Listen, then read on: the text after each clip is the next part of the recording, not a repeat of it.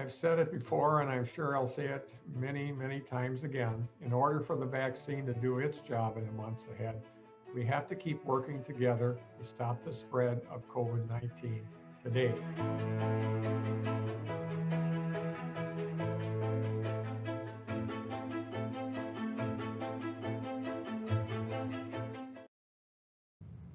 Good afternoon. I'm Jackie Alamany, anchor of the Washington Post early morning newsletter, Power Up.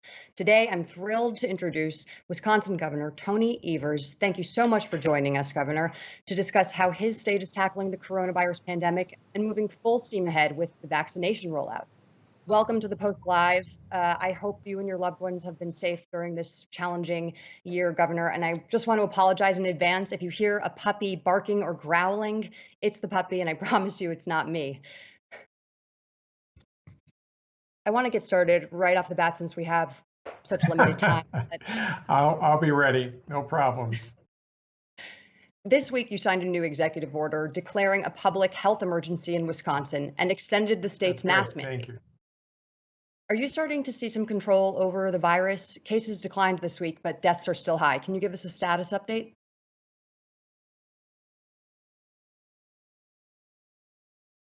Sure, and again, I just have to tell you that the most recent public health emergency that we claimed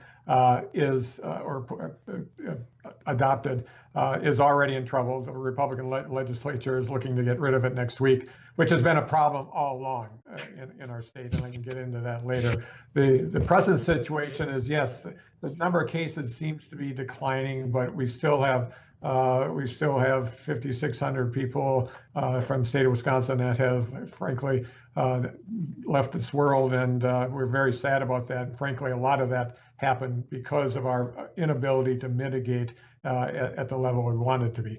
That said, I believe we're headed in the right direction, but of course, deaths are a lagging indicator, and we anticipate that number will continue to climb. Yeah, and I want to get right into what you just mentioned, which is that Republican lawmakers have been pushing to revoke this mask mandate. You've had law enforcement refusing to comply with it, and average citizens refusing to comply with the mask mandate. I'm wondering how you ensure compliance when, top elected officials in your state aren't even abiding by the science. Yeah, and that happened right from the get-go, Jackie. In April or March of last year, we did a safer at home order, and we attempted to re-up it once to go through the month of May, and the Republicans and their allies on the Supreme Court blasted that away in almost a nanosecond, which was very disconcerting because we've shown that initial safer at home order that lasted 30 days actually did save lives. But subsequent to that, every single attempt of order that we've done has been met with either a lawsuit or taking away from us from the Republican legislature. So we've had trouble mitigating, but I will say, we have worked hard on the issue of wearing a mask, having people wear masks. We've worked hard on the issue of contact tracing and testing, things that we did have control over. And frankly, a statewide poll this fall showed that over 60% of the people, even in very Republican parts of the state, and were sheriffs and others were refusing to mask up. They were wearing masks. So I think we had lots of public relations around that and public information data. But at the end of the day, we had a horrible outbreak in the fall, and it was a direct result of our inability to mitigate in this state. And I just want to apologize to our viewers and let everyone know we have a bit of a delay, so hang in there with us on this connection. But, I'm wondering if you've found a successful way to diffuse some of the politics from the science behind this policy. And if you could, I guess, shed any light on maybe some of your private conversations with the GOP legislators, because obviously you have been working together. I'm wondering if those private conversations match the public rhetoric when it comes to some of the COVID denialism that we're seeing. Well, Yes and no, and I know that's a dumb answer, but frankly, our ability, even when I talk to Republicans behind the scene, they say, well, I wear a mask, but I don't want to be in the position of enforcing that or taking people's liberty away. My response is always, well, you're taking people's liberty away, and frankly, their lives in many cases if you don't wear a mask. So I haven't seen much on the backside in private to give me any hope that it's going to change anytime soon. And they said right from the beginning that they had a plan. They've been it's been 260 days since then, and they don't have one. So we've been focusing on what we could focus on, and those are things around contact tracing, testing, making sure that we have an encouraging situation where we really focus on wearing a mask, and to some extent that has worked. And like many officials who govern in a divided government, you have some legislation potentially coming onto your desk soon. So I wanted to get your take on, these Republican lawmakers who have put forth a slate of bills to take over the vaccination rollout. Wisconsin has come under scrutiny for lagging behind other Midwestern states on distributing vaccinations. But one of these bills that's gained some traction actually bans employers from requiring vaccines. Is this something that you plan to sign, and how are you planning on speeding up the process? Well, the process probably won't speed up much because the bills that you're talking about are just introduced. They went through one committee. They've got a long way to go. I actually met with the leadership of the Assembly and the Senate several weeks ago on some COVID-19 bills, and we reached agreement on many, about 20 right now. And the Senate, they went through and they picked out the ones that we had agreed to, and so we actually reached agreement with the Republican Senate on some of these COVID-19 bills. Then the Assembly decided they didn't want to play ball, and now we're back to, well, let's legislature take over and do some things that probably Evers won't sign anyway. So I haven't seen the bill. I've heard about it, and but I think employers, and especially healthcare employers, may want to require it. But we'll see if it gets to my desk and I have a chance to review that. But they've had 260 days to get a bill to my desk and haven't done it yet. And so I'm looking forward to some really realistic, good proposals. So I'm still hopeful. And I'm wondering how much of the lag time you would attribute to some of the federal issues that we've been reporting on, and how much of that comes from potentially the lack of strategy from the federal government and from the Trump administration, especially as it's transitioning now to a new Biden administration. Yeah, well, you can't have the leader of the free world for months and months and months, essentially ignoring the virus or minimizing it or telling it's a hoax and vacillating all over the place. You can't have that happen. In addition, it was made clear to me just a couple of weeks ago when I was on a phone call with Vice President Pence, and he was touting the fact that the former administration, the Trump administration, was about to release everything in their stockpile, all the vaccines. Well, as it turned out, and your paper was the lead on this, is that there weren't any vaccines. So I guess they didn't lie because the cupboard was bare. So they did give us zero because there was zero. That's a huge, all these inconsistencies and so on.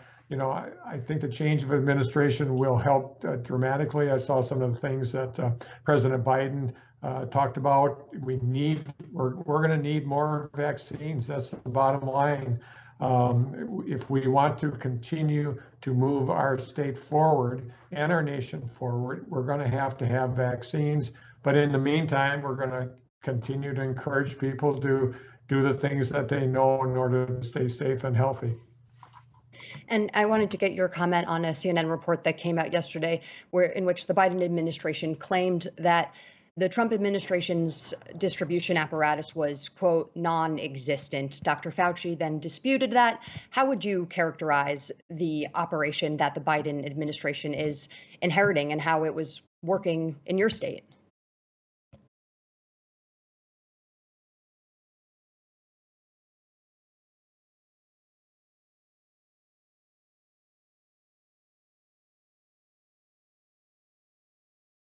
Well, I don't want to get in the middle of Dr. Fauci ever in our argument because he's likely to win it. But just from my vantage point, we from November and December, we were encouraging that when the vaccine was made available, that Wisconsin gets an extra boost because our inability to mitigate has caused our numbers to be very, very high.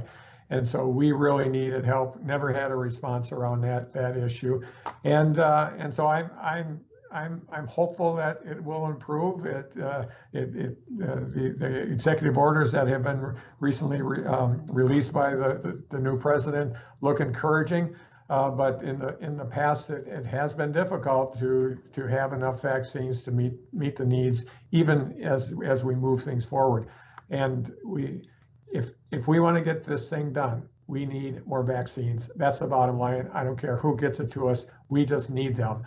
And people in the state of Wisconsin are ready. We're having more and more vaccinators show up at our door now saying that they want to do it. And so we're poised. We just need help going forward. Why do you think Wisconsin has received less vaccine than previously promised by the federal government?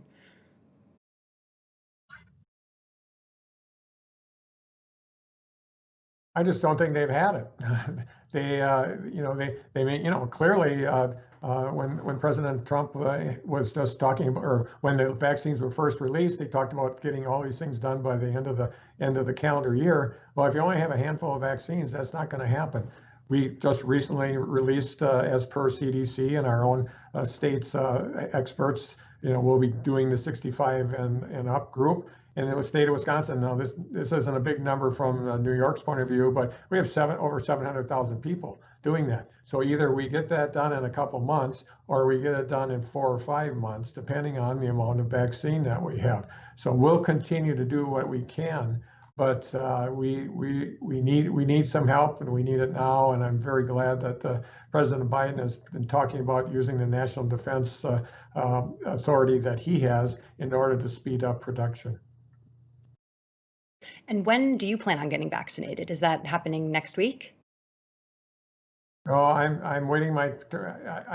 I will give you a big secret here. I am in that category of 65 and up, and we will wait for our primary care provider to give us the okay, and so we'll wait. They will contact us. That's what most of the folks are doing that are doing this, putting the shots in people's arms. They're contacting their people directly. So we'll wait. It'll be sometime within the next couple of months. And I want to go to one of our audience questions, which touches back on what we had previously been talking about how working with a Republican legislature has affected your ability to plan for the vaccine rollout, from our viewer, Patty Seflo. Well, it's been made difficult, as you can see now. They're trying to dictate the rollout of the vaccine, not caring about what the CDC says, not caring about what our own panel of experts say, not caring, frankly, what the administration is saying, just what a handful of legislators want to see. So, while we're spending a whole bunch of time setting up the system, implementing it, doing good work, can do better work with most vaccines, then we have to do this kind of back channel stuff with bills that frankly aren't going to help anybody get more vaccines to the state of Wisconsin. It just helps one person get his or her personal issues taken care of. We can't do that. Pandemics aren't run that way. We're in a healthcare emergency, whether the Republican legislature once again takes that away from us. And we can pretend it doesn't exist, but it does. People in Wisconsin know that, and we'll see these efforts by a handful of Republicans to be very destructive. And I know I'm going to sound like a broken record here, but we know vaccines aren't a silver bullet for solving this crisis. Millions of Americans are in a dire economic state and have suffered immensely over the last year. As I'm sure you're well aware, there's currently under for discussion a $1.9 trillion stimulus relief package that's going to be debated by Congress. We've already seen some Republicans come out and say that they're against providing state and local governments with additional funding. If you had to make your pitch for why you need that money, why is that? Well, in Wisconsin, and I would guess most states, the money you take in is essentially goes out to individuals across the state of Wisconsin, goes out the door to municipalities and cities and so on. And so over half our money does that. So if we don't have the revenue, our ability to turn around and put it into programs that have existed for a long time is limited, severely limited. So it has to be. We need help from the federal government. This is the time to do it.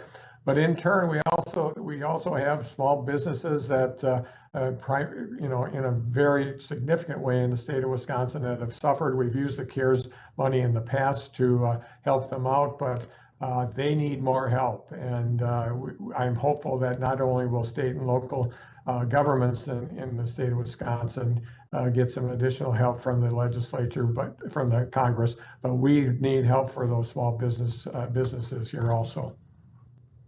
And the insurrection that happened on January 6th at the U.S. Capitol is still fresh on all of our minds. You deployed some National Guard to D.C. You also called on the National Guard to protect the Wisconsin State House this week. What was going through your mind as you watched rioters storm the Capitol, and how did that inform, your plan to keep your own State House safe?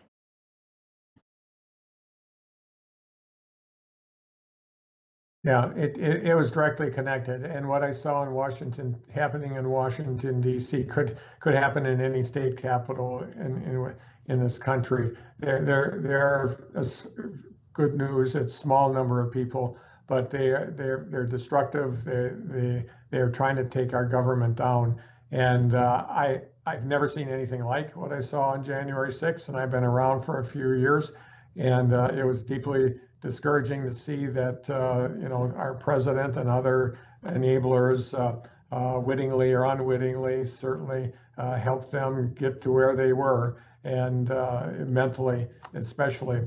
And there was enough information from the FBI's and other law enforcement officers that we needed to protect our Capitol. We did that, and we will be vigilant going forward, because even though there's this good feeling around the country, around a new administration, new opportunities with that administration, the fact of the matter is the people that feel disengaged and really caused January 6th to happen, they're still around, and we just have to be vigilant and move forward and serve the people that we serve and provide the best help we can, get those vaccines in people's arms, but we have to be vigilant at the same time. And we don't have too much time left, but I want to ask if there's anything that you might be able to share with us that's not been previously known to the public about what the FBI was updating you on in Wisconsin about the threats from far-right groups and the rising threats of extremism and domestic terrorism that in your state and around the country. Yeah, and I never share security briefings from any law enforcement, because that doesn't help the situation. But rest assured that they had our best interests in place. They were able to let us know if there was something direct or indirect, and I thank all the law enforcement that played a role in this in the situation for the last month or so. It has been difficult times, but leaders and others that work with us, we have to, we can't shy away from the work we do. Yes, we want to be prepared, but at the end of the day, We have to move forward. This has gone on way too long. It went on longer than it should have. And the people of this country and the people of our state of Wisconsin are suffering. We need help from Washington, D.C. And we have a president in place who's going to be consistent, which is really important, send the right message, and hopefully get the Congress to go along with him to provide the resources that we need. Do you think fighting domestic extremism and terrorism needs to be a priority in the first 100 days of the Biden administration? Is it something that is really concerning to you? Oh, absolutely, it is. When you see the U.S. Capitol taken over by people that had destruction and death on their lips and minds and actions, you can't just say, well, that's just that's just those couple thousand people or whatever that invaded the Capitol. They exist every place in every state in the union. They have decided that the democracy that we all love and care for isn't for them. And it's not that we're going to be a military state. We're never going to be that because we have all sorts of other things to do, but we have good law enforcement to kind of work through these things for us and keep us safe. But yes, we have to be aware. We saw what happened with our neighbor Governor Whitmer in Michigan, and any other governor can be in that same situation. It's not that we're hiding in the back 40, but what we are is being careful, but we also at the same time have to do our jobs. Have you received any death threats, Governor? I don't want to talk about anything dealing with security or threats on the governor. I don't talk about that publicly, and that's something that's between myself and the law enforcement agencies that protect me. Well, I do hope you stay safe. And unfortunately, we are out of time, so we're going to have to leave things there. But I so appreciate your time, Governor Tony Evers. Thank you for joining me today. This was a fascinating discussion. Please make sure to come back and join us, everyone. On Monday, my colleague David Ignatius is going to interview Air Force Chief of Staff General Charles Brown. That conversation is going to take place right back here on Monday at 9:30 in the morning Eastern Time. Please don't miss it. For now, I'm signing off. I'm Jackie Alamany. Thanks so much for watching.